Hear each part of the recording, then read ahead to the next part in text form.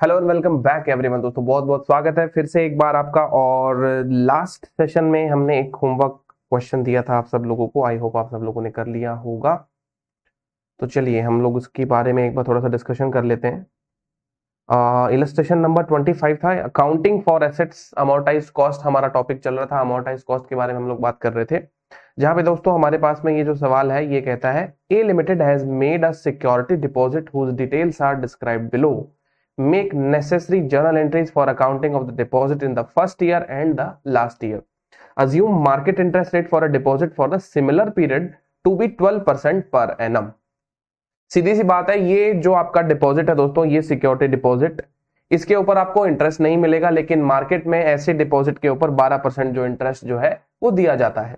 ठीक है। अब यहाँ पे हमारा स्टार्टिंग डेट ऑफ डिपॉजिट है 1 अप्रैल x1 और 31 मार्च x6 तक ये हमारा डिपॉजिट जो है चलने वाला है। डिस्क्रिप्शन जो है ये कॉन्ट्रैक्ट का वो बता रहा है कि हमारा लीज का कॉन्ट्रैक्ट है ये। ठीक है। और कह रहा है टोटल लीज पीरियड हमारा 5 साल का हो गया, x1 से लेके x6 तक। डिस्काउंट रेट है हमारी 12%। फिर कह रहा है सिक्योरिटी डिपॉजिट हमने 10 लाख रुपए का जमा करवाया है और प्रेजेंट वैल्यू 5वें साल के एंड में हमारा फैक्टर जो है इन्होंने कैलकुलेट करके दे दिया है कि ये हमारा प्रेजेंट वैल्यू आ रहा है। तो अब दोस्तों हमको यहां पे बेसिकली करना क्या है कि हमको इस सिक्योरिटी डिपॉजिट में छुपे हुए हिडन एलिमेंट को फाइंड आउट करना है कि इस सिक्योरिटी डिपॉजिट में छुपा वो हिडन एलिमेंट जो है वो है क्या बेसिकली। तो वही बात है, अपने को कैलकुलेशन करनी है दोस्तों यहाँ पे। ठीक है, यहाँ पे हम लोग क्वेश्चन लगा देते हैं, इलस्ट्रेशन नंबर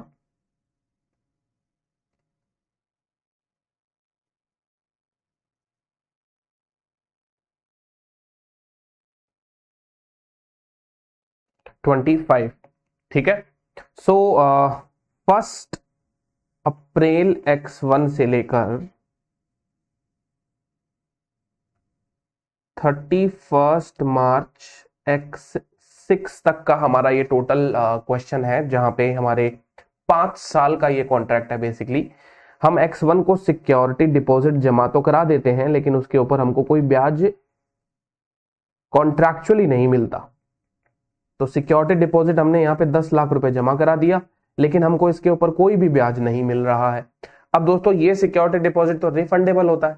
अब ये सिक्योरिटी डिपॉजिट आपने आज 10 लाख रुपए जमा कराया, अब आपको इसका रिफंड मिल जाएगा कब? 5 साल बाद में। ठीक है। यही 10 लाख रुपए दोस्तों आज जो आपने जमा कराए हैं, ये 10 लाख रुपए आपको 5 साल बाद में वापस मिल जाएंगे। अब दोस्तों ये जो 5 साल बाद में 10 लाख रुपए मिलेंगे, इसी की ही आपको क्या निकालनी है यहाँ पे? इसी का आपको यहाँ पे प्रेजेंट वैल्यू निकालना है। ठीक है। तो इसका प्रेजेंट वैल्यू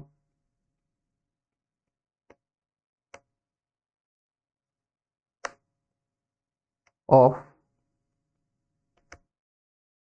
सिक्योरिटी डिपॉजिट ये कैसे निकालेंगे हम? हमारे पास में फैक्टर दिया हुआ है, नहीं दिया हुआ तो कैलकुलेट कर लेते। दिया हुआ होता है तो दोस्तों ध्यान रखिएगा, आपको हमेशा इसको आ, जो फैक्टर हमको दिया गया रहता है उसी को हमको काम में लेना होता है। ठीक है, इस बात का ध्यान रखिएगा।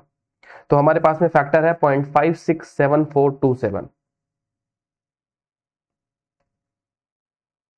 तो यहाँ पे प्रेजेंट वैल्यू निकल जाएगी, present value of security deposit. हमारी सिक्योरिटी डिपॉजिट की जो प्रेजेंट वैल्यू है वो हो जाएगी 10 लाख मल्टीप्लाई बाई 0.5 67427 67427। तो ये हो जाएगा 5,67,427। ये मेरे सिक्योरिटी डिपॉजिट की प्रेजेंट वैल्यू है।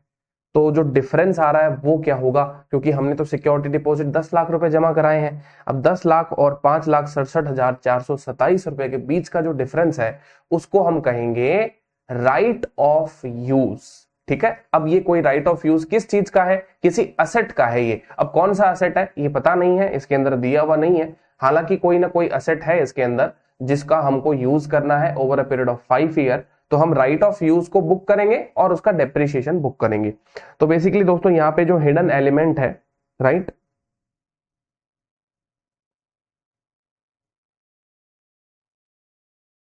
ROU एसेट, ये कैसे कैलकुलेट होगा?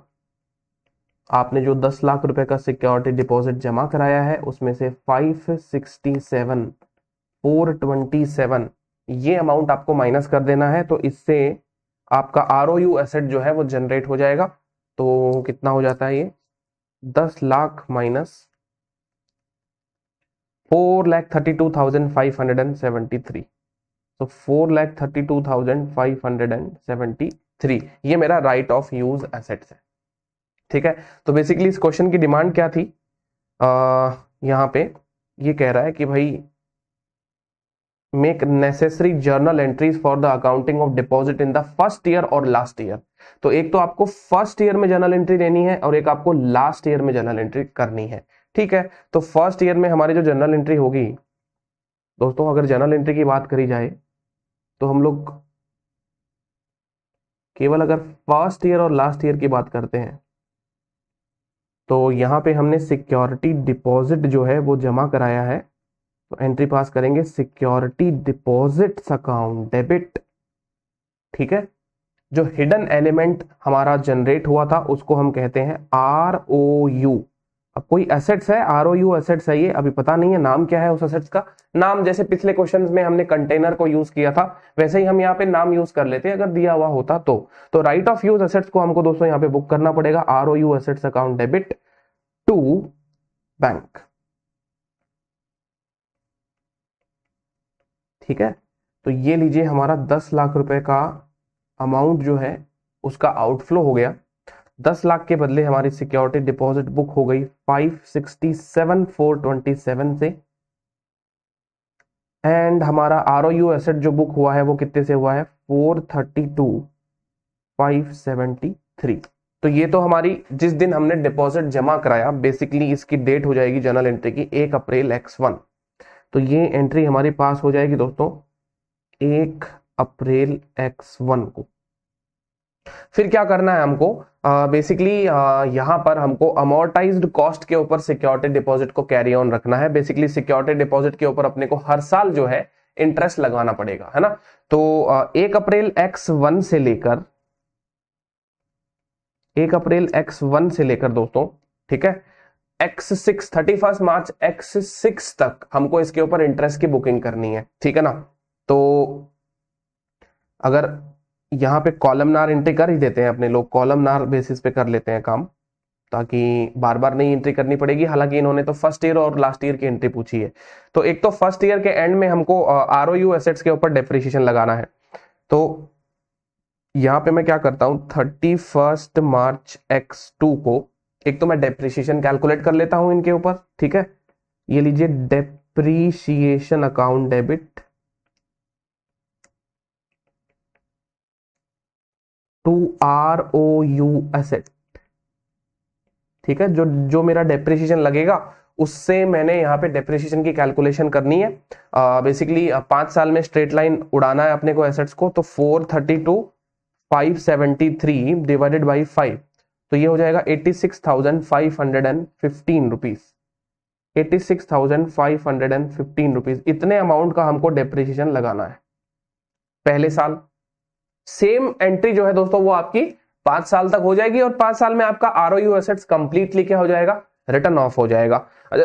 सॉरी, इसके बाद में दूसरा हमको जो यहाँ पे सिक्योरिटी डिपॉजिट्स के ऊपर इंटरेस्ट चार्ज करना है, राइट। हालांकि वो कॉन्ट्रैक्ट के हिसाब से नहीं है बट हमको तो चार्ज करना पड़ेगा। तो 31 मार्च को ही आप क्या करेंगे? 31 मार्च X2 को हमको इंटरेस्ट की एंट्री पास करनी है, जो बेसिकली इंटरेस्ट की एंट्री पास हो जाएगी सिक्योरिटी डिपॉजिट। ठीक है ना, ये आपका फाइनेंशियल एसेट्स है, account debit to finance income. ठीक है ना, तो यहां पे हम सब लोग फाइनेंस इनकम बुक करेंगे क्योंकि हमने डिपॉजिट जमा कराया है और वो 5 साल बाद में हमको 10 लाख रुपए मिलेंगे। आज उसकी वैल्यू सिर्फ 567 है। तो 567,427 पे दोस्तों, 567,427 पे हमको मार्केट रेट ऑफ इंटरेस्ट से इंटरेस्ट की बुकिंग करनी है।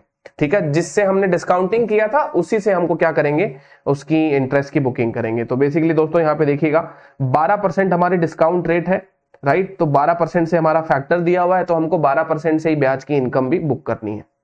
तो 567,427 का 12%, 68091 ये हो जाएगा 68091।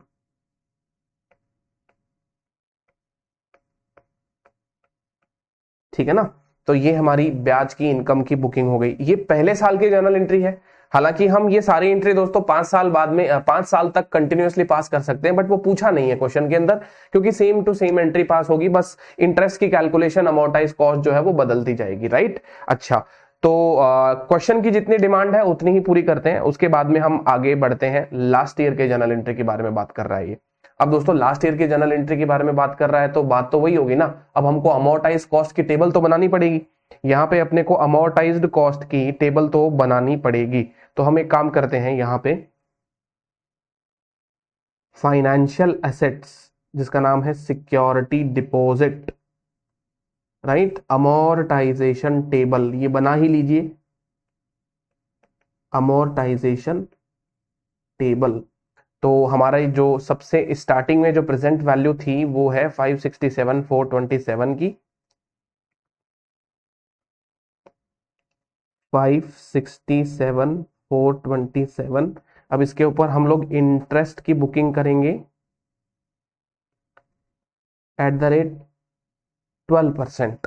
ठीक है, तो ये हमारा क्लोजिंग बैलेंस हो जाएगा। ये क्लोजिंग बैलेंस ही हमारा अमोर्टाइज कॉस्ट है।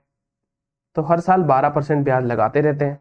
तो पहले साल ब्याज लगाया 68091 आ गया ये हमारा। ठीक है, तो 635518 इसका क्लोजिंग बैलेंस हो गया।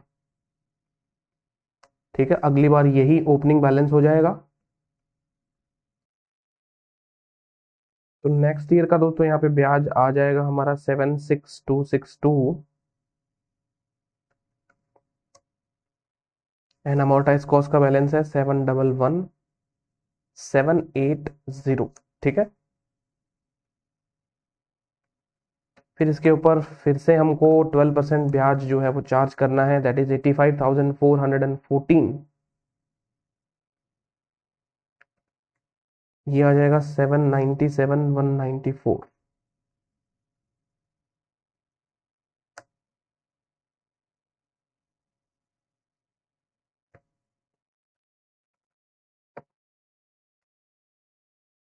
करंट ईयर का ब्याज हो जाएगा 95,663,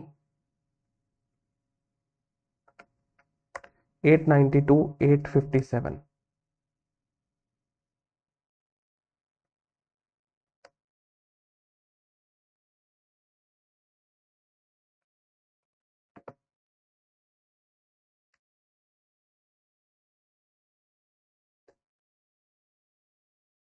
अब लास्ट ईयर है, तो दोस्तों लास्ट ईयर में हमारा जो बैलेंस होगा वो हमको पता है कि ये बैलेंस अब 10 लाख होना चाहिए। ठीक है ना, इसका बैलेंस 10 लाख होना चाहिए। तो बैलेंसिंग फिगर में इसका इंटरेस्ट ले लेते हैं, क्योंकि राउंडिंग ऑफ एरर रहता है।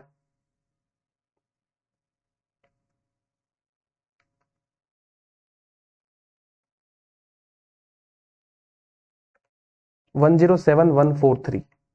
ठीक है, तो लास्ट में मैंने इसको बैलेंसिंग फिगर में ले लिया है। आपका भी कैलकुलेशन भी अगर अपन करेंगे तो इसके आसपास ही आंसर आएगा, बट वो राउंडेड ऑफ का एरर रहता है, तो वो एरर परसिस्ट ना करे इसके लिए हम लोग इसको लास्ट में बैलेंसिंग फिगर में एडजस्ट कर देते हैं। तो ये हमारा सिक्योरिटी डिपॉजिट का अमोर्टाइजेशन टेबल हो गया दोस्तों, जो कि हमको हर साल इंटरेस्ट प्रोवाइड करके उसकी कॉस्ट को हमको बढ़ाते रहना है, बढ़ाते रहना है। That is known as amortize cost. ये बात मैंने आपको पहले भी बता दी थी। तो इसका मतलब इनकी रिक्वायरमेंट है कि अब 31 मार्च X6 को जर्नल एंट्री पास करें। ठीक है, 31 मार्च X6 को जर्नल एंट्री पास करें। तो दोस्तों 31 मार्च X6 को यही दोनों जर्नल एंट्री पास होगी हमारी, सेम टू सेम। ये सारी की सारी जो जर्नल एंट्री हमने यहाँ पे पास कर रखी है, यही जर्नल एंट्री हमारी पास होने वाली है। तो ये लीजिए, इसको मैं कर देता हूं यहां से कॉपी।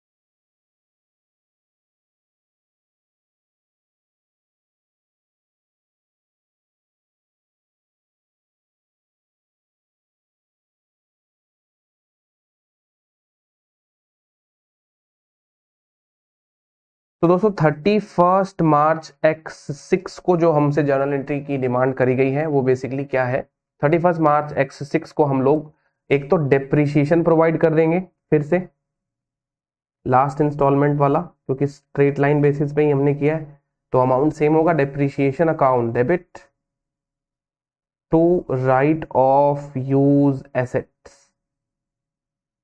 ठीक है ना, depreciation account debit to right of use assets, और लास्ट डेप्रिसिएशन चार्ज हो जाएगा 86,515 रुपीज का।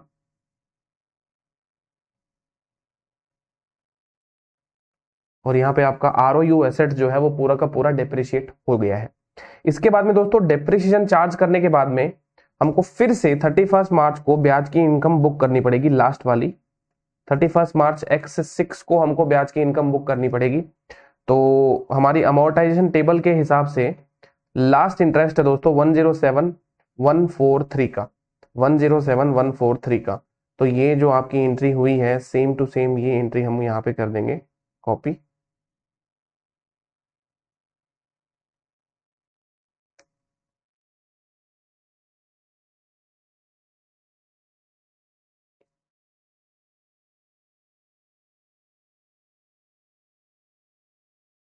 तो ये लीजिए 107,143, 107,143। तो हमारे इस क्वेश्चन की जो डिमांड थी वो हमने सारी की सारी कंप्लीट कर दी है। इन्होंने कहा कि एक तो फर्स्ट ईयर की जर्नल एंट्री दीजिए और दूसरी जर्नल एंट्री इनको चाहिए थी लास्ट ईयर की, ठीक है। हमने डिपॉजिट्स की प्रेजेंट वैल्यू निकाल ली, अमोर्टाइज कॉस्ट का टेबल बना लिया, ठीक है। तो यही था हमारा क्वेश्चन दोस्तों। एक बार चलिए चेक कर लेते हैं इसके आंसर्स को।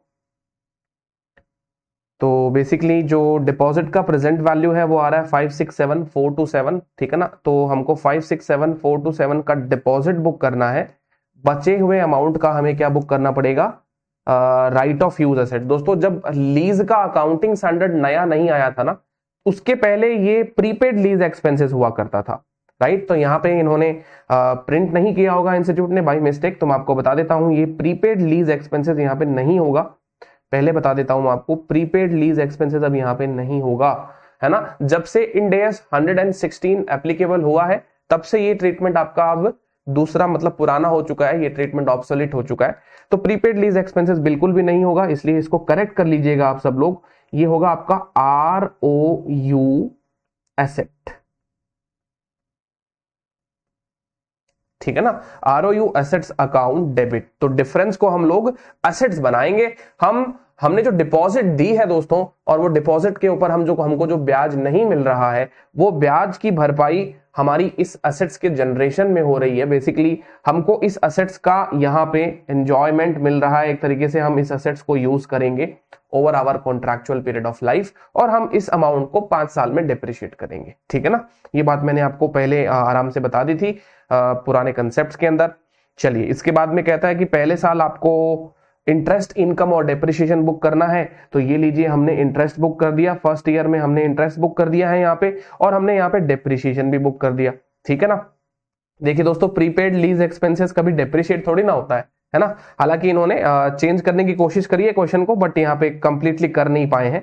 प्रीपेड लीज एक्सपेंसेस दोस्तों ROU एसेट्स को डिप्रिशिएट किया जाता है, प्रीपेड को कभी आपने डिप्रिशिएट होते हुए थोड़ी ना देखा है, इसलिए प्रीपेड लीज एक्सपेंसेस नहीं है, ये आपका ROU एसेट्स है, ठीक है ना। तो ये आपका ROU एसेट्स हो जाएगा, इस चीज को आप करेक्ट कर लीजिएगा। अच्छा, eight the end of the fifth year के एंड में दोस्तों हमने फिर से जर्नल एंट्री को रिपीट करना था। तो 107,143 ये हमारा फाइनेंस इनकम आ रहा है। राउंडिंग ऑफ का थोड़ा सा डिफरेंस हो सकता है, बाकी ऑलमोस्ट यही रहेगा। डेप्रिसिएशन लगा दिया हमने 86,515 रुपीज का। और दोस्तों हमारी डिपॉजिट जो है अब 10 लाख रुपए की बन गई है, क्योंकि जो प्रेजेंट वैल्यू पे डिपॉजिट को हमने बुक किया था वो आज हमारी 10 लाख की डिपॉजिट बन गई। अब हमको जो डिपॉजिट हमने 10 लाख रुपए की जमा करी थी वो हमको अब वापस भी मिल जाएगी, ठीक है ना। तो लास्ट एंट्री हमारी यहाँ पे क्या हो जाएगी दोस्तों, डिपॉजिट के रिफंड की। तो 31 मार्च X6 को हम हमारा डिपॉजिट जो है दोस्तों वापस मंगवा लेंगे। तो एंट्री क्या हो जाएगी, बैंक अकाउंट डेबिट, ठीक है ना, bank account debit to security deposit, जो हमारी फाइनेंशियल एसेट्स थी 10 लाख रुपए का बैलेंस आ रहा होगा आज के दिन इसका, और 10 लाख रुपए हमको हमारे वापस भी मिल जाएंगे। तो ये हो गया हमारा अमोर्टाइज कॉस्ट की अकाउंटिंग। बेसिकली हमने यहाँ पे X1 के बाद में X6 की अकाउंटिंग करी है, 2, 3, 4, 5 बेसिकली हमने इसकी अकाउंटिंग नहीं करी, और अगर हम करना चाहें तो वो भी कर सकते हैं। लेकिन ध्यान रखिएगा कि एग्जाम के अंदर कई बार क्या होता है ना कि इसी प्रकार से क्वेश्चन पूछे जाते हैं, तो अननेसेसरी बीच की एंट्री पास करने से कोई मतलब नहीं है। Is that clear to all of you? तो आई होप ये वाला क्वेश्चन अब आपको अच्छे से समझ में आ गया होगा। अब हम चलते हैं हमारे नेक्स्ट कॉन्सेप्ट के ऊपर। तो यहाँ पे दोस्तों अब आप सब लोग आ जाइए अपने स्टडी मटेरियल के पेज नंबर 12.53 के आसपास।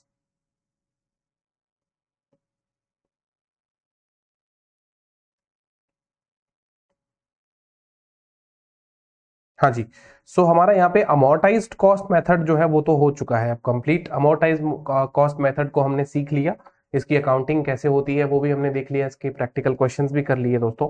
अब अमोर्टाइज कॉस्ट के बाद में ना अब हमको यहाँ पे जो फेयर वैल्यू के जो अदर दो ऑल्टरनेटिव्स हैं, जो कि फेयर वैल्यू थ्रू पीएनएल और fair value through OCI, and OCI में भी एक फंक्शन होता है आपका रिक्लासिफाइबल टू पीएनएल और सब्सिक्वेंटली नॉट रिक्लासिफाइबल टू पीएनएल। तो ये सारे जो अकाउंटिंग मेथड है दोस्तों हम लोग यहाँ पे लगाएंगे। तो फ्रेंड्स यहाँ पे जो नेक्स्ट पेज पे ये जो चार्ट दिया हुआ है, इसमें हमारे जो सब्सिक्वेंट अकाउंटिंग मेथड्स हैं उसके सिलेक्शन की समरी बनाई गई है, और ये बहुत ही इंपॉर्टेंट चीज है हमारे लिए, समरी रूप में यहाँ पे दिया गया है। और अपने को यही बातें जो है वो ध्यान रखनी है कि अगर हमारे इन्वेस्टमेंट्स फाइनेंशियल एसेट्स ऐसे हों जिसके लिए हमको फेयर वैल्यू थ्रू पीएनएल या फेयर वैल्यू थ्रू ओसीआई, ये जो दो मेथड है अगर लगाने की जरूरत हो, तो हमको उनका अकाउंटिंग जो है, सब्सिक्वेंट अकाउंटिंग जो है वो कैसे करना चाहिए। तो देखिए दोस्तों यहाँ पे ये कह रहा है कि अगर आप किसी एसेट्स को फेयर वैल्यू पे मेजर करते हैं, ठीक है, तो उसका इंटरेस्ट और डिविडेंड ध्यान से देखिएगा, ये इंटरेस्ट और डिविडेंड यानी आपको किसी फाइनेंशियल एसेट्स के ऊपर कमाई क्या होती है, या तो इंटरेस्ट या उसका डिविडेंड, ये तो उसका रिटर्न ऑन इन्वेस्टमेंट है, इसको हम कहते हैं रिटर्न ऑन इन्वेस्टमेंट, ROI। आपने इन्वेस्टमेंट किया, उसके ऊपर आपको रिटर्न मिल रहा है, तो ये जो ROI है ये सारा का सारा आपका प्रॉफिट लॉस में जाएगा। सबसे पहले तो आपको एक बात ध्यान रखनी है, जैसे सपोज करिए आपने डिबेंचर में इन्वेस्टमेंट किया, तो डिबेंचर का इंटरेस्ट कहां पे जाता है? आपका प्रॉफिट लॉस में जाता है। आपने शेयर्स में इन्वेस्टमेंट किया, तो शेयर्स का जो आपका इनकम होता है वो आपका कहां पे क्रेडिट किया जाता है? प्रॉफिट लॉस में। डिविडेंड को हम कहां पे लेके जाते हैं? पीएनएल में। तो डिविडेंड हुआ, इंटरेस्ट हुआ, ये पीएनएल में जाता है। अब यहाँ पे एक एडवांस्ड डिस्कशन हमको करना है प्री एक्विजिशन डिविडेंड के बारे में, तो दोस्तों वो हम बाद में करेंगे, अभी यहां पर हम उसको नहीं पिकअप कर रहे हैं। प्री एक्विजिशन डिविडेंड के बारे में हम लोग सेपरेट डिस्कशन करेंगे कि प्री एक्विजिशन डिविडेंड का हमें क्या करना चाहिए और पोस्ट एक्विजिशन डिविडेंड का हमें क्या करना चाहिए। एज ऑफ नाउ आप सब लोग एक बार ये मान के चलिए कि हमारे जो इंटरेस्ट और डिविडेंड है उनको हम स्ट्रिक्टली कहां पे लेके जाते हैं? प्रॉफिट एंड लॉस अकाउंट के अंदर लेकर जाते हैं। और मैं आपको बता दूं दोस्तों, हमारे IFRS में प्री और पोस्ट एक्विजिशन डिविडेंड का जो कॉन्सेप्ट है उसको एलिमिनेट कर दिया गया है। अब डिविडेंड डिविडेंड ही है, कोई प्री और कोई पोस्ट नहीं होता। हालांकि इसके अंदर एक थोड़ा सा टेक्निकल डिस्कशन होगा कि जहां पे clearly identifiable pre acquisition dividend यदि हुआ तो उसका हमको क्या करना चाहिए, तो उसके लिए हम लोग एक सेपरेट डिस्कशन करेंगे, ठीक है ना।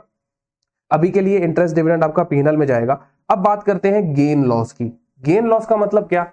अब जो प्रिंसिपल अमाउंट है, जैसे कि सपोज करो आपने आज 1000 रुपए का शेयर लिया, बाजार में उसकी कीमत आज 1500 हो गई, कल 2000 हो गई, या फिर उसकी कीमत गिर गई 1000 से 800 हो गई, 600 हो गई, तो ऐसा भी तो हो सकता है ना।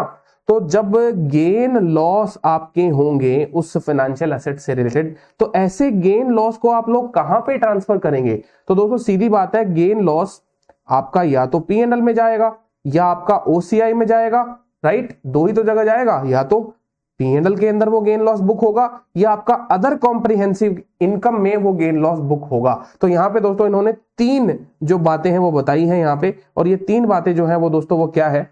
ये कह रहा है कि एक तो है आपका फेयर वैल्यू थ्रू पीएनएल, दूसरा है fair value through OCI other than equity instrument, और तीसरा है fair value through OCI equity instrument. इनका हमें क्या क्या करना है? तो दोस्तों अगर आपके इंस्ट्रूमेंट पे यानी आपके फाइनेंशियल एसेट्स के ऊपर आप फेयर वैल्यू थ्रू पीएनएल वाला मॉडल लगाते हैं, तो आपको रियलाइज्ड और unrealised fair value gain loss दोनों प्रकार के गेन लॉस आपको पीएनएल में ट्रांसफर करने हैं। अब आप ये पूछेंगे सर रियलाइज और अनरियलाइज गेन लॉस का मतलब क्या हुआ? दोस्तों रियलाइज का मतलब हो गया कि जिसके पैसे आपको मिल चुके हैं, और अनरियलाइज्ड जिसकी कीमत बढ़ी है लेकिन इसका पैसा अभी नहीं मिला है।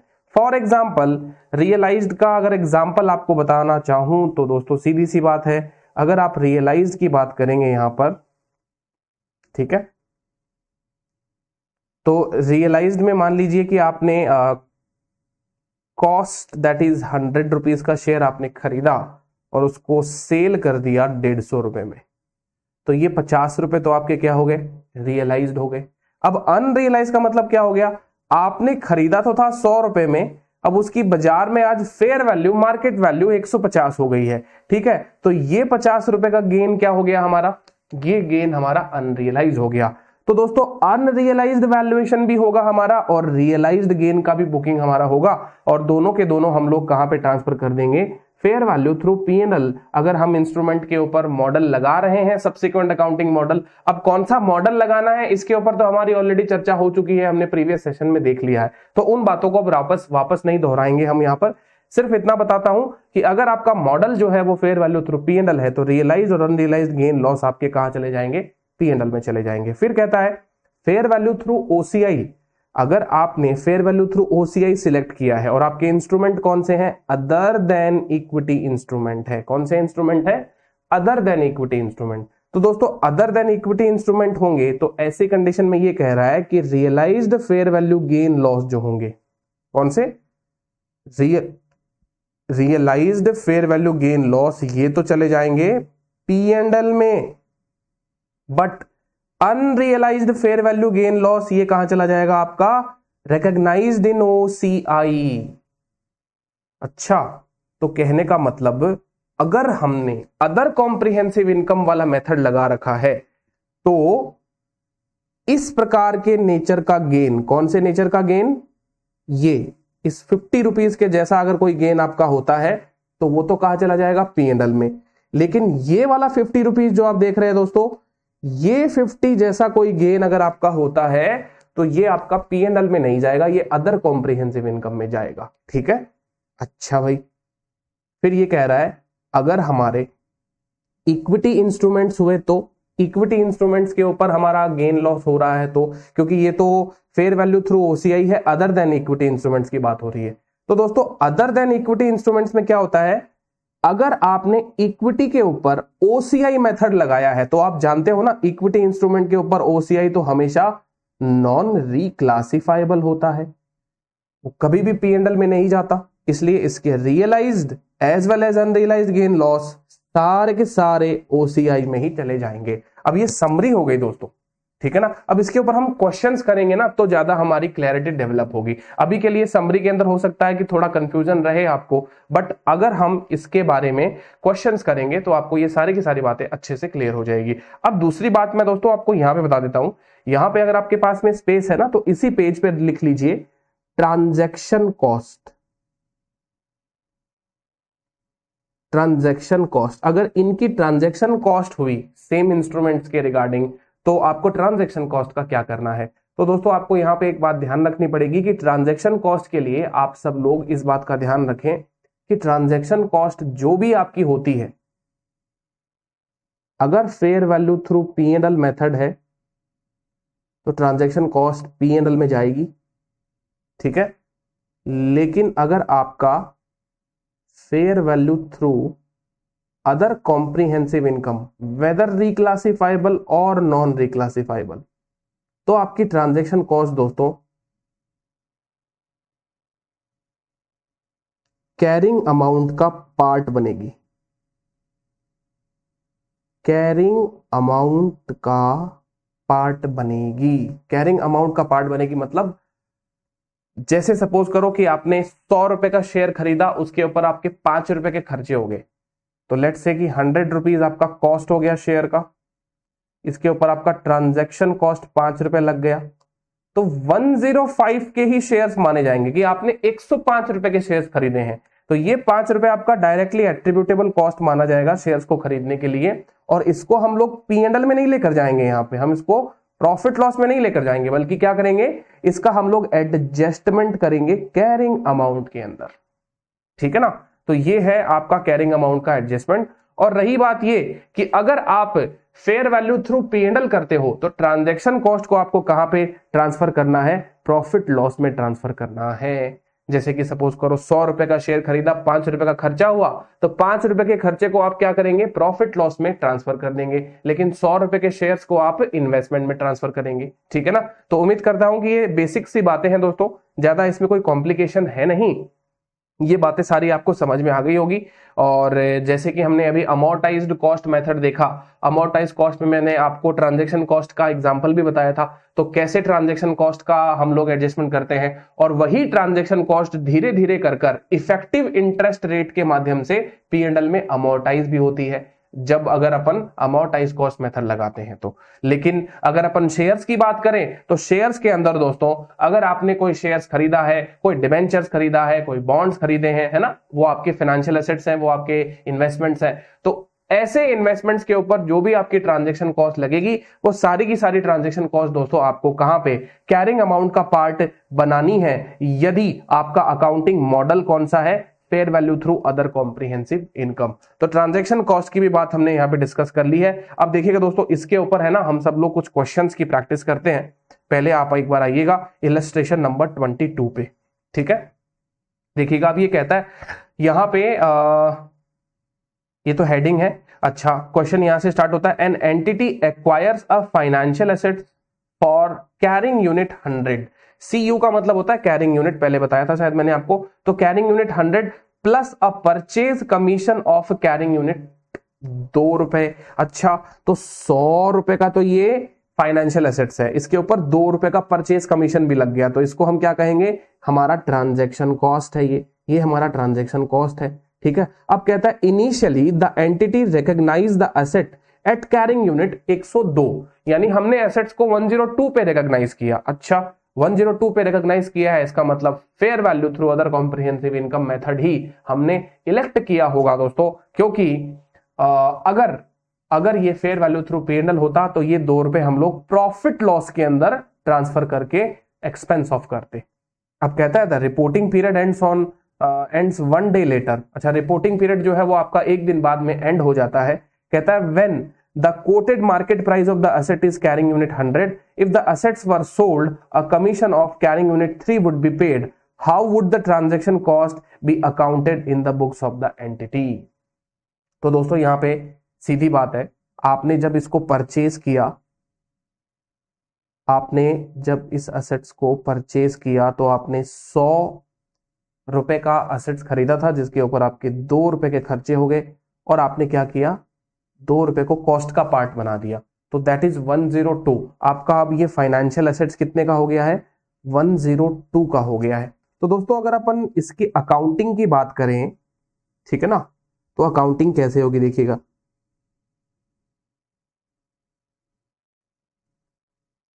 So this is illustration number 22।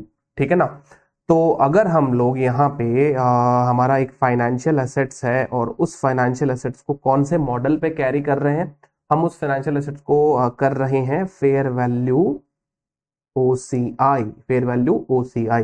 इसका मतलब transaction cost is the part of the carrying amount of the financial assets.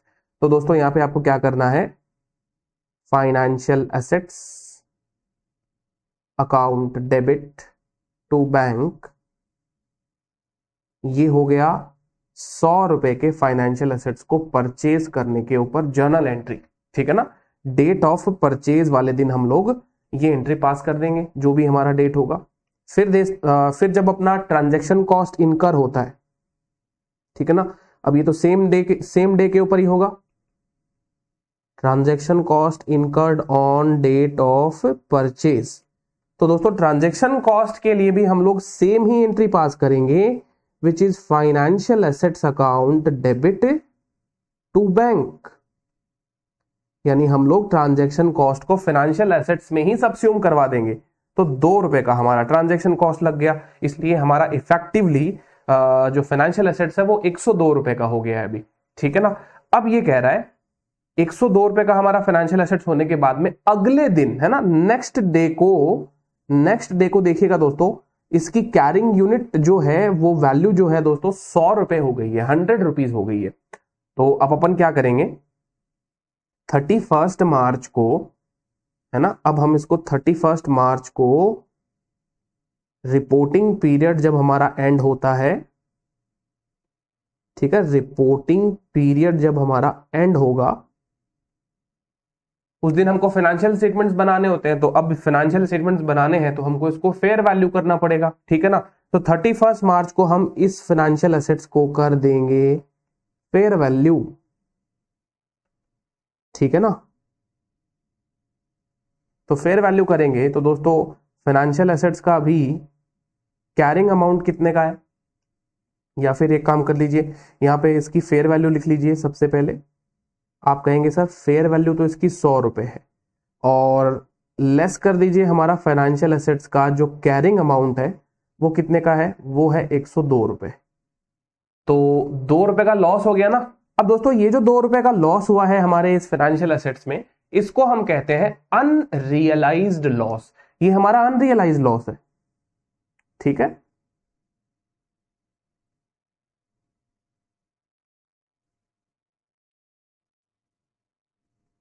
इसको हम लिखेंगे यहां पे अनरियलाइज्ड लॉस। आप इसको फेयर वैल्यू लॉस भी कह सकते हैं, फेयर वैल्यू लॉस, ठीक है। अब ये फेयर वैल्यू लॉस की अकाउंटिंग कैसे करेंगे हम लोग, इसकी अकाउंटिंग होगी दोस्तों, जो मेथड आपने सिलेक्ट किया है, आपने अदर कॉम्प्रिहेंसिव इनकम के थ्रू इस लॉस को बुक करने की बात करी है ना, तो आप इस लॉस को अदर कॉम्प्रिहेंसिव इनकम में बुक करेंगे। तो बेसिकली ये हो गया आपका फेयर वैल्यू लॉस, ठीक है, account debit to financial assets. 2 रुपए से आपको अपने फाइनेंशियल एसेट्स को कम करना है। और दोस्तों ये जो हमारा लॉस का अकाउंट है, ठीक है, ये हमारा जो लॉस का अकाउंट है ना, इस लॉस के अकाउंट को हम लोग कहां पे ट्रांसफर कर देंगे, अदर कॉम्प्रिहेंसिव इनकम में इसको हम लोग ट्रांसफर कर देंगे। तो आप इसको कर दीजिए transfer fair value through other comprehensive income account debit to fair value loss account, ये लीजिए। तो क्या सर हम इन दोनों की नेट एंट्री भी कर सकते हैं क्या, हम इन दोनों की नेट एंट्री भी कर सकते हैं क्या। तो दोस्तों अब ये तो क्या है ना कि वो छोटे छोटे क्लासों की बातें हुआ करती थी sir, long entry, net entry, है ना। अब आप सब लोग कहां से ये फाइनल में पहुंच चुके हो, है ना, ये डिसीजन आपके हाथों में है दोस्तों। आपको मेन कंसेप्ट का नॉलेज होना चाहिए। ये अकाउंटिंग स्टैंडर्ड्स आपको ये छोटे छोटे एंट्रियों में फंसाने की बातें नहीं करता है, वो बोलता है अल्टीमेटली इसका इंपैक्ट कहां पे आ रहा है, अदर कॉम्प्रिहेंसिव इनकम के अंदर आ रहा है। If you can see over here, fair value loss और फेयर वैल्यू लॉस कैंसिल हो जाएगा, अदर कॉम्प्रिहेंसिव इनकम के अंदर ये लॉस आपका फाइनेंशियल एसेट्स का बुक होते दिख रहा है। तो इसकी जो डायरेक्ट एंट्री है, राइट, डायरेक्ट एंट्री क्या हो जाएगी, fair value OCI debit to fair value, sorry, to financial assets. आपका 2 रुपए का फाइनेंशियल एसेट्स जो है दोस्तों कहां चला जाएगा, फेयर वैल्यू OCI के अंदर, है ना। तो अदर कॉम्प्रिहेंसिव इनकम के स्टेटमेंट में ये चला जाएगा, अदर कॉम्प्रिहेंसिव इनकम को कम कर देगा। तो ये आपकी डायरेक्ट जर्नल एंट्री हो जाएगी यहां पर। तो बस आपको ये बात ध्यान रखनी है कि ये चाहे अब ये गेन होता या लॉस होता, हम इसको यहां पे अदर कॉम्प्रिहेंसिव इनकम में ही रखते। तो ये अकाउंटिंग स्टैंडर्ड का ये जो क्वेश्चन था हमारा इलस्ट्रेशन नंबर 22, इस इलस्ट्रेशन नंबर 22 में हमसे यही बात पूछी गई थी और हमने इसको बता दी। उम्मीद करता हूं कि आपको अब ये बात समझ में आ गई होगी। ये कहता है कि how would the transaction cost B accounted in the books of the entity. तो पहली बात तो मैं आपको बता दूं कि ट्रांजैक्शन कॉस्ट जो है दोस्तों कैरिंग अमाउंट का पार्ट बनेगी और हमको इसका फेयर वैल्यू करना पड़ेगा क्योंकि रिपोर्टिंग पीरियड एंड हो रहा है बाद में। और जब अपन इसका फेयर वैल्यू करेंगे तो सीधी सी बात है, फेयर वैल्यू करने के ऊपर जो भी गेन लॉस होगा वो अदर कॉम्प्रिहेंसिव इनकम के अंदर ही आएगा। तो ये था आपका इलस्ट्रेशन नंबर 22। इसके बाद में दोस्तों आप सब लोग सीधे आ जाइए अपने 22 के बाद में आप आइए इलस्ट्रेशन नंबर 26 में। ठीक है ना, 26 वाला इलस्ट्रेशन देखते हैं क्या कहता है। देखो ये कह रहा है हमारे पास में A limited invested in equity shares of C limited on 15th of March for ₹10,000। अच्छा भाई, तो ए लिमिटेड एक कंपनी है, उसने सी लिमिटेड के शेयर्स परचेज किए 15 मार्च को, 10,000 रुपए में परचेज किए, जिसकी ट्रांजैक्शन कॉस्ट आ रही है 500 रुपए, in addition to the basic cost of ₹10,000। अच्छा, तो बेसिकली 10,000 रुपए तो शेयर की कॉस्ट है, उसके ऊपर 500 रुपए की हमारी ट्रांजैक्शन कॉस्ट आ रही है। अब 500 रुपए का ट्रांजैक्शन कॉस्ट का करना क्या है, ये तो डिपेंड करेगा कि मेथड कौन सा है। फेयर वैल्यू थ्रू पीएनएल है तो पीएनएल में लेके चले जाएंगे, फेयर वैल्यू थ्रू ओसीआई है तो कैरिंग अमाउंट का पार्ट बना देंगे। 31 मार्च को कहता है fair value of the equity shares was ₹11,200 and the market rate of interest is 10% per annum for a 10-year loan. अच्छा, तो 10% मार्केट रेट ऑफ इंटरेस्ट चल रही है 10 ईयर लोन की। अच्छा, तो कहता है pass necessary journal entries, analyze the measurement principle and pass the necessary journal entries. Okay भाई, अब दोस्तों हमने तो शेयर्स में इन्वेस्टमेंट किया है ना, तो अब ये जो मार्केट रेट जो है ये 10%, ये तो हमको कंफ्यूज करने के लिए दी गई है। 10% जो रेट आ रही है ना आपके, ये लोन की रेट है। अब हमने तो शेयर्स में इन्वेस्टमेंट किया है ना, तो शेयर्स के अंदर थोड़ी ना कोई इंटरेस्ट वगैरह मिलता है। तो दोस्तों ये चीज आपको कंफ्यूज करने के लिए दे दी गई है, ताकि आप इसको पढ़ते ही कंफ्यूज हो जाएं और कोई गलत कैलकुलेशन करके पूरा क्वेश्चन स्पॉइल कर दें। इसके लिए ये डेटा जो है आपके इस क्वेश्चन के अंदर दिया हुआ है, तो आप इस चीज को इग्नोर करेंगे। अब आपका फोकस सिर्फ होना चाहिए कि 500 रुपए का क्या करना है। सबसे पहली बात बताइए दोस्तों, कौन सा इंस्ट्रूमेंट है? Equity shares. अब आपको मॉडल सिलेक्ट करना तो आ ही गया था, पहले सेशंस के अंदर हमने पढ़ लिया था। दोस्तों इक्विटी शेयर्स के ऊपर मैक्सिमम कौन सा मॉडल लग सकता है, समझिए। आईएफआरएस या इंड एस की तो पहली पसंद है कि आप उसको फेयर वैल्यू थ्रू पीएनएल करें। ठीक है, वो सबसे इंपॉर्टेंट चीज है, क्योंकि हमने देखा था दोस्तों, अगर आप देखेंगे हमारा ये फ्लो चार्ट है ना, वापस आपको मैं रिकॉल करा देता हूं। ये देखो, ये रहा हमारा। हमको वही है, बिजनेस मॉडल के थ्रू चेक करते हुए चलना होता है। बेसिकली इक्विटी इंस्ट्रूमेंट का जो बिजनेस मॉडल है वो सारा का सारा यहाँ पे आ जाता है आपका। Hold to collect contractual cash flow वाला होता है क्या? जनरली नहीं होता इक्विटी इंस्ट्रूमेंट्स के अंदर, है ना। होल्ड और सेल वाला हो सकता है, बिल्कुल। और एसपीपीआई टेस्ट इक्विटी इंस्ट्रूमेंट में कैसे मीट होगा दोस्तों? इक्विटी इंस्ट्रूमेंट के ऊपर कौन सा आपको वो प्रिंसिपल और इंटरेस्ट मिलता है? इक्विटी पे तो डिविडेंड मिलता है और फेयर वैल्यू गेन लॉस होते हैं। तो दोस्तों होल्ड और सेल और hold to collect contractual cash flow जो है, ये आगे प्रोसीड नहीं हो पाते इक्विटी इंस्ट्रूमेंट में। इसीलिए हमारा इक्विटी इंस्ट्रूमेंट दोस्तों यहाँ पे फेयर वैल्यू थ्रू पीएनएल में आ जाता है। बट यहाँ पे एक एग्जम्पशन मिल जाती है अपने को कि अगर हमारे पास में दोस्तों, अगर हमारे पास में इक्विटी इंस्ट्रूमेंट का बिजनेस मॉडल क्या है? Business model is to hold और सेल वाला है ना। हम इक्विटी इंस्ट्रूमेंट को होल्ड करके रखेंगे या फिर उसको जरूरत पड़ने पर बेच भी सकते हैं। तो ये अगर मेरा मॉडल है, तो इस मॉडल के केस में मैं fair value through other comprehensive income, और वो भी नॉन रिक्लासिफाइबल, इलेक्ट कर सकता हूं। अदरवाइज दोस्तों मेरे को कंपल्सरीली पीएनएल लगाना पड़ेगा। ठीक है ना।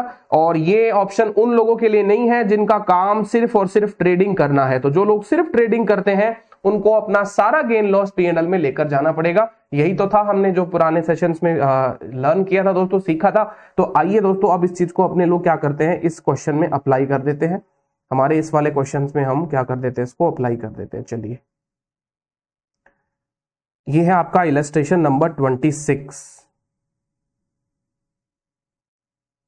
तो यहां पे लगा दीजिए नंबर, इलस्ट्रेशन नंबर 26। अब इसकी जर्नल एंट्रीज अपने को करनी है। तो अब क्वेश्चन में ये तो पता नहीं है ना कि कौन सा अकाउंटिंग मॉडल हमको सिलेक्ट करना चाहिए। तो हम अब यहाँ पे केस बना लेते हैं इसके, केस नंबर 1 या ए। ठीक है, फेयर वैल्यू थ्रू पीएनएल। ठीक है, फिर एक केस हम क्या कर लेंगे, अदर कॉम्प्रिहेंसिव इनकम वाला भी कंसिडर कर लेंगे। तो दोस्तों यहाँ पे हमारी जो फर्स्ट एंट्री होगी डेट ऑफ परचेज वाले दिन, वो एंट्री क्या होगी, जब हम शेयर्स खरीदेंगे तो हम एंट्री करेंगे financial assets, that is investment in equity instrument. है ना, investment in equity shares of, कौन सा कंपनी है, कहां पे इन्वेस्टमेंट किया था हमने, सी लिमिटेड में इन्वेस्टमेंट किया था। तो ये लीजिए, C limited account debit to bank, ये लीजिए हमने शेयर्स परचेज कर लिए, ठीक है ना। कितने के शेयर्स परचेज किए हमने, 10,000 के शेयर्स परचेज कर लिए। चलो भाई, और दोस्तों ध्यान रखना एग्जाम के अंदर क्या होता है ना कि फाइनल जब हम लोग आंसर शीट में जब ये सारे एंट्रीज पास करेंगे तो मेक श्योर आपके जर्नल के नरेशंस जरूर होने चाहिए, ठीक है। नरेशंस होने चाहिए, नरेशन शॉर्ट स्वीट आप जितना भी रखना चाहें रख सकते हैं। नरेशंस को वैसे कोई पढ़कर जांचा नहीं जाता था एग्जामिनर के द्वारा दोस्तों, बट नरेशंस एब्सेंट होते हैं तो वो लोग मार्क्स काट लेते हैं अपने, बिना फालतू के अंदर कॉन्सेप्ट के नंबर आपको मिल रहे हैं और केवल फॉर्मेलिटीज के नंबर कटेंगे तो अच्छी बात नहीं होगी। इसलिए हैबिट ऐसी होनी चाहिए फाइनल आंसर्स प्रेजेंट करते समय कि प्रॉपर नरेशन होना बहुत जरूरी है, डेट, आपकी जर्नल एंट्री का डेबिट क्रेडिट और अमाउंट, ठीक है। लाइनिंग वगैरह आप हम नहीं भी खींचेंगे तो कुछ फर्क नहीं पड़ेगा दोस्तों, सीए फाइनल लेवल पे आ चुके हैं हम सब लोग अभी, तो लाइनिंग वाइनिंग से कुछ फर्क नहीं पड़ता है। लाइनिंग वाइनिंग आपको कोई नंबर भी नहीं दिलाती है। तो चलिए, हमने शेयर्स खरीद लिए 10,000 रुपए के। अब दोस्तों इसके ऊपर हमारी 500 रुपए की ट्रांजेक्शन कॉस्ट लग गई, ठीक है। तो यहां पे मैं एक काम करता हूं, एंट्री पास करता हूं, transaction cost expenses whatever account debit to bank. तो ये लीजिए 500 रुपए हमारे ये लग गए, खर्चे हो गए ना हमारे। अब ये 500 रुपए जो हमारे खर्चे हुए हैं दोस्तों, इनका क्या करेंगे हम, देखिए आपको उसके लिए चेक करना पड़ेगा मॉडल कौन सा है आपका, fair value through P and L. तो fair value through P and L तो ट्रांजेक्शन कॉस्ट को आपको पी एंड एल से राइट ऑफ करना है। तो आपकी एंट्री क्या हो जाएगी, पी एंड एल से राइट ऑफ करने की, statement of P and L account debit to transaction cost या फिर एक्सपेंसेस, ठीक है। तो ये पीएनएल में जाके आपका पूरा का पूरा राइट ऑफ हो जाएगा 500 का 500 रुपए,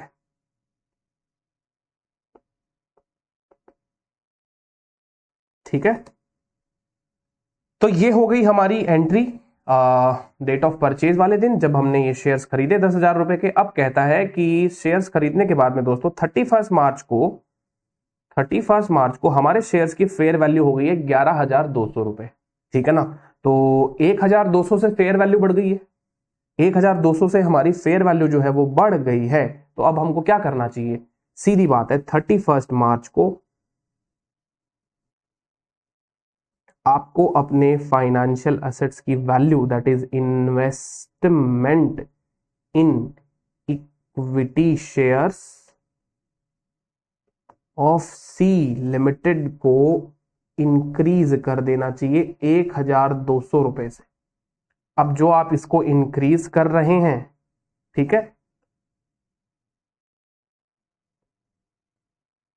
आप जो इसको इंक्रीज कर रहे हैं, इंक्रीज करने का गेन कहां पे बुक करेंगे आप, तो यहां पे आप लिखते हैं फेयर वैल्यू गेन। अब मैं यहां पे डायरेक्ट शॉर्ट एंट्री पास कर रहा हूं, फेयर वैल्यू गेन ब्रैकेट में इसको लिख देता हूं, और ये कहां पे जा रहा है, हमारा पी एंड एल अकाउंट में जा रहा है, क्योंकि सर हमारा मॉडल अभी पी एंड एल वाला चल रहा है ना। तो 1,200 रुपए का गेन हमारा कहां चला गया, प्रॉफिट लॉस में ट्रांसफर हो गया, ठीक है। इसको कहते हैं fair value through P and L. अब ये गेन हमारा पी एंड एल में चला गया ना। अच्छा, इसके बाद में और क्या कहता है, और कुछ कहता नहीं है। तो ये काम हो गया हमारा, पी एंड एल का काम हमारा हो चुका है दोस्तों। अब हमको क्या करना है, सेम क्वेश्चन को ओसीआई के थ्रू रूट करना है। अब दोस्तों जब हम इसको ओसीआई के थ्रू रूट करेंगे तो बेसिकली क्या होगा, हमारे एंट्रीज जो है वो यही रहने वाले हैं। तो एक काम करता हूं, मैं इनको कॉपी कर लेता हूं।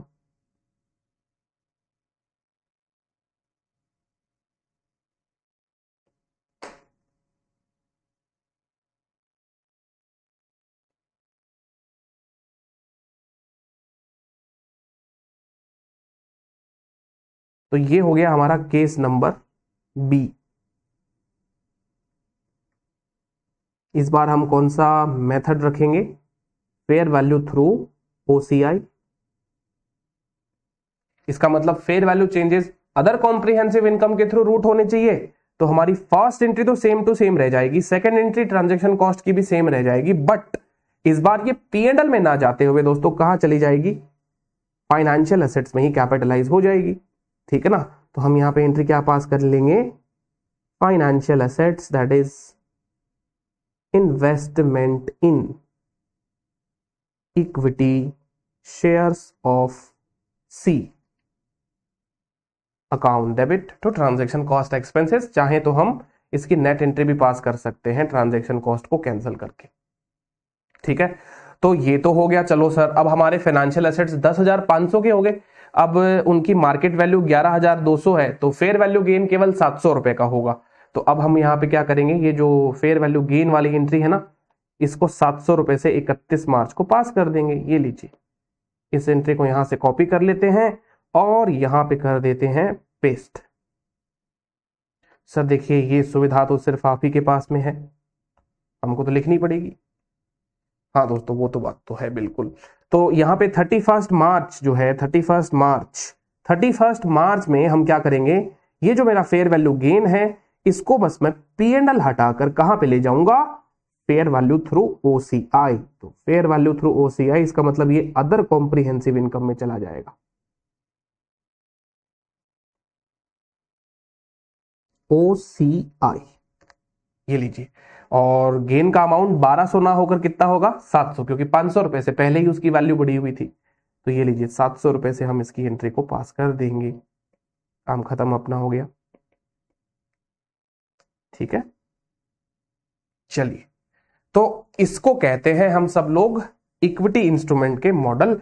अब देख लीजिए दोस्तों, यहाँ पे इन्होंने क्या किया है, जो हमने किया है वही इन्होंने किया है कि हमने इक्विटी इंस्ट्रूमेंट को 10,000 से बुक किया, फिर ट्रांजैक्शन कॉस्ट 500 रुपए का हुआ, तो 500 रुपए को हमने कहाँ पे ट्रांसफर कर दिया, P&L में ट्रांसफर कर दिया।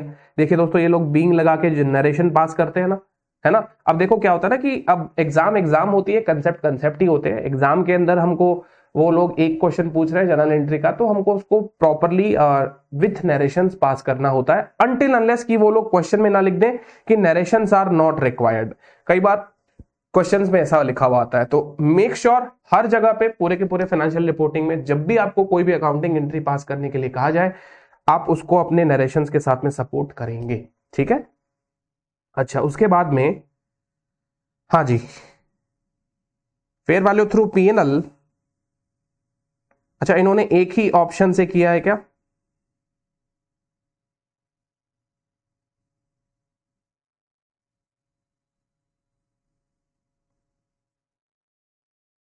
अच्छा इन्होंने एक ही ऑप्शन से किया है, अदर कॉम्प्रिहेंसिव इनकम से इन्होंने आंसर ही नहीं दिया है, बट इन्होंने नोट दे दिया। देखो यहाँ पे कहता also an irrevocable option exist to designate such investment as fair value through other comprehensive income.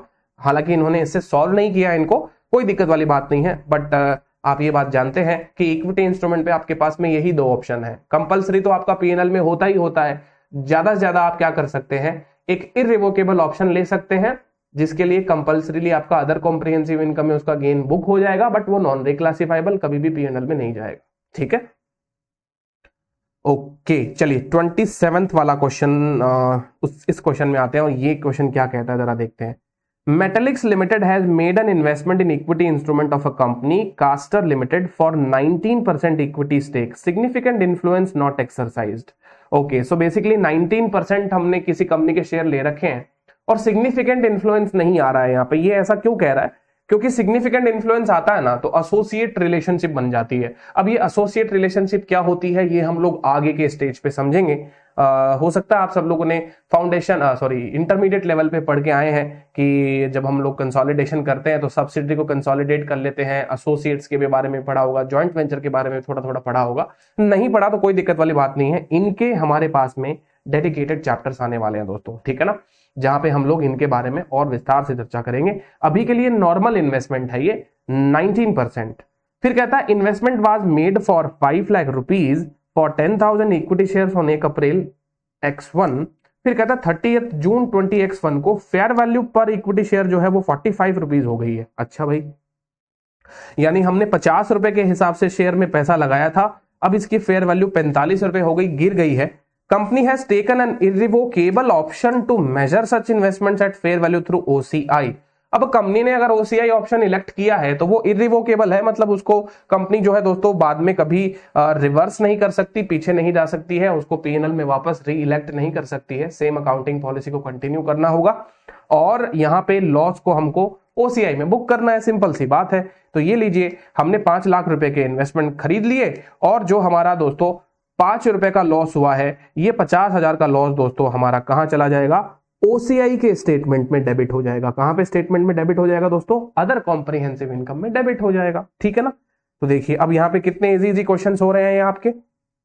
अच्छा, इलस्ट्रेशन नंबर 28 एक बार अपन नहीं करेंगे, 28 के बाद में लाइबिलिटीज आ जाता है और 28 के बाद में लाइबिलिटीज आ जाता है। इसके पहले भी एक इलस्ट्रेशन हमारा बाकी रह गया है,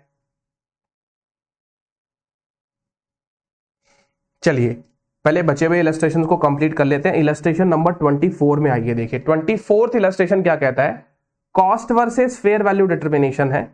Silver Limited has made an investment in optionally convertible preference shares. Okay, तो ओसीपीएस में आपने इन्वेस्टमेंट किया है of a company Bronze Limited at ₹100 per share, जिसका फेस वैल्यू भी 100 रुपया है। और कहता है सिल्वर लिमिटेड के पास में एक ऑप्शन है कि convert these OCPS into equity shares. इसका मतलब ऑप्शन जो है वो इंस्ट्रूमेंट होल्डर के पास में है, यानी आपने इन्वेस्टमेंट किया तो आपके पास में ऑप्शन है कि आप ऐसे प्रेफरेंस शेयर को इक्विटी में कन्वर्ट करा सकते हैं। अच्छा भाई, 1:1 का रेशियो है, एक के बदले एक शेयर मिलेगा आपको। If such epsilon naught exercise till the end of 9 year, 9 साल के अंत तक भी अगर ये ऑप्शन आपने एक्सरसाइज नहीं किया तो आपके शेयर्स को रिडीम किया जाएगा eight the end of 10 year at a premium of 20%। Analyse the measurement of this investment in the books of silver limited. अब दोस्तों इसका मेजरमेंट आप कैसे करेंगे, आपके पास में शेयर्स में कन्वर्ट कराने का ऑप्शन आ गया ना, शेयर्स में कन्वर्ट कराने का ऑप्शन आ गया आपके पास में। अगर आप नहीं कन्वर्ट कराते हैं तो आपके शेयर्स का रिडम्पशन कर दिया जाएगा 10वें साल के अंत के अंदर। तो दोस्तों अब आप वो फ्लो चार्ट को रिकॉल करो और सोचो कि ऐसे इंस्ट्रूमेंट जहां पे आपका ऑप्शनली कन्वर्टेबल प्रेफरेंस शेयर है, ऐसे प्रेफरेंस शेयर के ऑप्शनली कन्वर्टेबल प्रेफरेंस शेयर के इन्वेस्टमेंट पर आप कौन सा सब्सिक्वेंट रिकॉग्निशन मेथड लगाने वाले हैं दोस्तों, है ना। सब्सिक्वेंट रिकॉग्निशन मेथड कौन सा लगाने वाले हैं, कह रहा है कि मेजरमेंट को एनालाइज ही करना है आपको, इसके अंदर कोई जर्नल एंट्री वगैरह पास करने की दरकार नहीं है। तो बताइए आप कौन सा मेथड लगाएंगे। क्या ये बिजनेस मॉडल दोस्तों किसी भी एंगल से solely for the purpose of payment of principal और इंटरेस्ट है कि नहीं है, नहीं है दोस्तों, क्योंकि यहां पर आपके पास में एक ऑप्शन आ गया है। अब दोस्तों जब आपके पास में ये ऑप्शन आ चुका है तो आप अगर देखिए, आपको सिर्फ प्रिंसिपल इंटरेस्ट लेना होता तो आप डिबेंचर में ही इन्वेस्ट नहीं करते क्या, फिर बाद में उसी से मिलता है प्रिंसिपल इंटरेस्ट तो वापस। अब आपकी तो इच्छा ही यही है कि एक ऑप्शन हमको मिल जाए तो जो भी अच्छा होगा वो काम कर लेंगे। तो एक प्रकार से सट्टा ऑब्जेक्टिव आ रहा है ना, स्पेक्युलेटिव ऑब्जेक्टिव हमारे दिमाग में बन रहा है कि चलो यार डिबेंचर में पैसा नहीं लगाते हैं, कन्वर्टेबल प्रेफरेंस शेयर उसमें पैसा लगाते हैं, वो भी हमारे पास में ऑप्शन होगा। तो इसका मतलब प्रिंसिपल और इंटरेस्ट लेने की तो चाह आपके पास में है ही नहीं कभी से, इसके लिए तो यहां पे इन्वेस्टमेंट किया है। सीधा सीधा क्या होगा, फेयर वैल्यू थ्रू P&L। इसका आंसर क्या होगा दोस्तों, हमको इसका कंपल्सरी किसके ऊपर बेसिकली कौन सा जो अकाउंटिंग मॉडल जो है, सब्सिक्वेंट रिकॉग्निशन मॉडल जो है दोस्तों, वो क्या लगाना पड़ेगा, फेयर वैल्यू थ्रू P&L लगाना पड़ेगा। अच्छा एक क्वेश्चन और पूछता हूं आपसे, क्या इसके ऊपर हमको इररिवोकेबल OCI NR का सिलेक्शन मिल सकता है कि नहीं, OCI NR का सिलेक्शन हमको मिल सकता है कि नहीं। बेसिकली OCI NR तभी मिलेगा जब आप उसको होल्ड और सेल मॉडल पे रखते हैं। ट्रेड मॉडल पे कभी भी OCI NR नहीं मिलता दोस्तों, ट्रेड में आपको फेयर वैल्यू थ्रू P&L ही लगाना पड़ता है, जबकि होल्ड और सेल में आपको फेयर वैल्यू थ्रू OCI करने का ऑप्शन वो भी नॉन रिक्लासिफाइबल के साथ में मिल जाता है। तो ठीक है, यहां पे OCI NR का ऑप्शन आपको मिल सकता है, बट यहां पे आपको कंपल्सरीली P&L लगाने की आवश्यकता नहीं रहेगी। इसका मतलब इसका आंसर जो होगा दोस्तों वो क्या होगा कि आप इसके ऊपर फेयर वैल्यू थ्रू P&L लगाएंगे। ठीक है, देखिए यहां पर इन्होंने बिजनेस मॉडल के through, contractual cash flow characteristics के थ्रू पहले तो वो बात बताई है जो हमने पहले सीख रखी थी, तो ये बात हमको भी बतानी होती है सबसे पहले, क्योंकि हमने ऐसे कैसे डायरेक्ट कह दिया फेयर वैल्यू थ्रू P&L होगा, है ना। We don't have to throw the answers on the face of the examiner, brainstorming करके विद सपोर्टिंग रीजनिंग आंसर्स आपको देने होते हैं, ठीक है ना। फिर कहता है in the above case the holder can realize return either through conversion of redemption at the end of 10 years, hence it does not indicate contractual cash flow that are solely for the payment of principal or interest. Therefore such investment shall be carried at fair value through P&L. Accordingly the investment shall be measured at fair value periodically with gain loss recorded in P&L. तो यहाँ पे तो उन्होंने मतलब ये समझ लीजिए इन्होंने 90% ही आंसर दिया है। मैक्स टू मैक्स आप इसमें इतना भी लिख सकते हो कि ऐसे होल्डरों के पास में एक ऑप्शन होता है कि आप ऐसी चीजों को OCI अदर कॉम्प्रिहेंसिव इनकम के थ्रू भी क्लासिफाई कर सकते हैं, क्योंकि यहां पर आप इनको होल्ड भी कर सकते हैं, आपकी इच्छा है, आप इनको सेल भी कर सकते हैं, वो भी आपकी इच्छा है दोस्तों। और रही बात ये कि आप सिर्फ इनकी ट्रेडिंग ही करते, आप केवल ट्रेड करते, तो फिर बाद में आपको यहां पे सिर्फ P&L का ही ऑप्शन मिलता, OCI का ऑप्शन आपको मिलता ही नहीं, है ना। तो ये सारे क्वेश्चंस तो हमारे वैसे भी पहले हो चुके हैं, ये बीच बीच में कुछ रखे हुए हैं इंस्टीट्यूट के द्वारा। तो हाँ, इलस्ट्रेशन नंबर 23 को आप यहां पे एक बार पेंडिंग छोड़ देंगे। बाकी हमारे फाइनेंशियल एसेट्स के पॉइंट ऑफ व्यू से सारे क्वेश्चंस हो चुके हैं। कुछ एक थ्योरेटिकल बातें यहां पे मुझे आपके साथ में करनी है, और तो मैं आपको बता देता हूं इलस्ट्रेशन 23 और एक यहां पे इलस्ट्रेशन आ रहा है अपना इलस्ट्रेशन 28, ठीक है। 23 और 28 ये थोड़ा एक एडवांस्ड टॉपिक है, इसके लिए मैं आपको है ना एक सेपरेट वीडियो अवेलेबल करा दूंगा, इसके ही नेक्स्ट वाला, उसमें हम इन चीजों को डिस्कस करते हैं। बाकी फाइनेंशियल एसेट्स का डिस्कशन हमारा कंप्लीट हो गया। नेक्स्ट वीडियो में हम ये एडवांस टॉपिक का डिस्कशन कर लेंगे और फिर बाद में हम लोग फाइनेंशियल लायबिलिटी पे आ जाएंगे, ठीक है ना। तो अब यहाँ पे दोस्तों ये पेज नंबर पे आप लोग आ जाइए। कौन सा पेज नंबर है ये, जिसमें थोड़ी सी थियोरेटिकल डिस्कशन मेरे को आपके साथ में करनी है, वो है 12.53 के ऊपर दोस्तों, asset measured eight fair value, right. तो यहां पे अगर हम लोग फेयर वैल्यू पे एसेट्स को मेजर करते हैं तो इक्विटी इंस्ट्रूमेंट की बात करी जा रही है। तो इक्विटी इंस्ट्रूमेंट में कई बार क्या होता है कि फेयर वैल्यू नहीं है, तो हम इक्विटी इंस्ट्रूमेंट को कैसे वैल्यू करेंगे? कॉस्ट पे वैल्यू कर लीजिए, कोई दिक्कत वाली बात नहीं है अगर आप फेयर वैल्यू नहीं निकाल पा रहे हैं तो। लेकिन अकाउंटिंग स्टैंडर्ड का क्या कहना है कि ऐसे कुछ इंडिकेटर्स हैं that cost might not be representative of the fair value. यानी ये कुछ ऐसे इंडिकेटर है दोस्तों जो अगर आपको मिलते हैं किसी बिजनेस एंटरप्राइज में, तो आप समझ लीजिए कि ऐसे इंडिकेटर के रहते रहते आप अपने इन्वेस्टमेंट को, ठीक है ना, कौन से model that is cost model पे नहीं रख सकते हो, गलत काम हो जाएगा। जैसे कि देखिए significant change in the performance of the investee compared with budget plans और माइलस्टोन्स। मान लीजिए दोस्तों किसी कंपनी में आपने आज 100 रुपए का शेयर लिया, अब उसकी परफॉर्मेंस इतनी अच्छी हो गई है कि मार्केट में उसका शेयर 1000 रुपए में बिक रहा है, तो आप अगर उसको 100 पे ही कैरी ऑन करके रखेंगे तो वो गलत बात हो जाती है ना। वो कॉस्ट मॉडल किन के लिए उपयुक्त रहता है दोस्तों कि आपने आज 100 रुपए लगाए, अब वो कंपनी का शेयर जो 98, 101, 102 इसके आसपास ही ट्रेड करता है, जैसे का मतलब कोई सिग्निफिकेंट उसके अंदर चेंजेस नहीं हो रहा है और उसकी फेयर वैल्यू जनरली निकाली नहीं जाती, अनकोटेड शेयर्स है दोस्तों। कोटेड शेयर्स के लिए कभी भी कॉस्ट मॉडल अलाउ नहीं होगा। जैसे कि मान लीजिए कोई शेयर है रिलायंस का है, ठीक है ना, आपका हिंदुस्तान यूनिलीवर का कोई शेयर है, कोई बहुत बड़ी बड़ी कंपनीज जो हैं दोस्तों जो कोटेड है शेयर मार्केट में, उनके शेयर ट्रेड करते हैं, तो उनका तो कोट मिलता है अपने को बाजार में, उसको हम कभी कॉस्ट पे रख ही नहीं सकते क्योंकि उनकी फेयर वैल्यू हम नहीं निकाल सकते, ऐसा तो हम बोल ही नहीं सकते, उनकी तो फेयर वैल्यू निकली हुई है बाजार के अंदर। ये बात उनके लिए है। जैसे मान लीजिए आपकी कोई कंपनी है, मेरी कोई कंपनी है, हमने एक प्राइवेट कंपनी बना ली भाई, उसके अंदर शेयर्स का वैल्यूएशन जो है वो अपने पास में नहीं है, तो हम उसके शेयर्स का फेयर वैल्यू अगर जब नहीं मान लो निकाल पा रहे हैं सारे तरीके अपनाने के बाद में भी, तो हम ऐसे शेयर्स को कॉस्ट के ऊपर कैरी ऑन रख सकते हैं, कोई दिक्कत वाली बात उसके अंदर नहीं होगी। बट हाँ, ऐसे एंटरप्राइजेस में ऐसे कोई significant change in the performance of the investee, ये सब चीजें नहीं होनी चाहिए। दूसरी बात, change in expectation that the investee's technical product milestones will be achieved, a significant change in the market for the investee's equity or its product or potential products, right। अब basically दोस्तों क्या हो रहा है कि उसके मार्केट शेयर में change हो रहा है, तो इससे क्या होगा ना, उसके परफॉर्मेंस बदलते जाएंगे। Significant change in the global economy और the economic environment in which the investee operate, या तो ग्लोबल इकोनॉमी में चेंज हो गया जैसे कोविड-19 का पेंडेमिक आया है, ठीक है, या फिर कोई इकोनॉमिक एनवायरनमेंट जिसमें वो कंपनी ऑपरेट कर रही है, वो इकोनॉमिक एनवायरनमेंट चेंज हो रहा है, जैसे कि मान लो कोई टैक्स लॉ उसके अंदर नया आ रहा है, कोई नए रूल्स एंड रेगुलेशंस आ रहे हैं, एटसेट्रा एटसेट्रा, ठीक है। Significant change in the performance of the comparable entities or in the valuations implied by the overall market, internal matters of the investee such as fraud, commercial disputes, litigation। मान लीजिए आपने 100 रुपए का एक share लिया, वो कंपनी एकदम खराब हो चुकी है, उसका शेयर 2 रुपए का ही हो गया, आप 100 रुपए के ऊपर आप उसको दिखाएंगे अपने शेयर्स को, तो गलत बात हो जाएगी, ठीक है। तो यही बातें हैं दोस्तों, evidence from external transaction in the investee's equity either by the investee such as fresh issue of equity और by transfers of equity instrument between third parties. अब ये दोस्तों ये इतने सारे जो फैक्टर्स हैं, ये फैक्टर्स का कहना क्या है, ये फैक्टर्स एक इंडिकेटर्स हैं कि cost is not the suitable valuation model for your financial assets. अगर आप उसको कॉस्ट पे दिखाते हैं इन सब कारणों के होने के बाद में भी, तो गलती कर रहे हैं आप, ऐसा नहीं करना चाहिए आपको, है ना।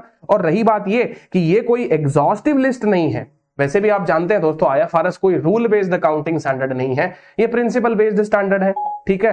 तो प्रिंसिपल बेस्ड स्टैंडर्ड का मतलब क्या हो गया, समझिएगा कि यहां पर आईएफआरएस कहता है कि आप चीजों को जानिए, परखिए, समझिए कि क्या वाकई में कॉस्ट मॉडल लगाने लायक है। हालांकि आईएफआरएस तो कभी कहता ही नहीं कि कॉस्ट मॉडल लगाओ, बट हाँ अगर मार्केट में कोई फ्लक्चुएशन ही नहीं आ रहा है तो चलो पड़े रहने दो उस चीज को कॉस्ट के ऊपर। बट ये एग्जाम्पशंस केवल उन्हीं को अवेलेबल है जिनके इस प्रकार के इंडिकेटर्स नहीं आते। समझ रहे हो ना आप सारी की सारी बातें दोस्तों, है ना। तो ये सारा का सारा डिस्कशन जो है दोस्तों हमारा यहाँ पे हो जाता है कंप्लीट, और यहाँ पे हम इस वीडियो को करते हैं एंड। नेक्स्ट वीडियो में इसके एडवांस डिस्कशन के बारे में बात करेंगे, जहां पे मैं बात करूंगा कि होल्डिंग और सब्सिडरी के बीच में जो ट्रांजैक्शंस होते हैं उसका अपने को क्या करना है as far as the financial assets is concerned. Okay, तो चलिए मिलते हैं हमारे नेक्स्ट वीडियो में। Till then thank you so much.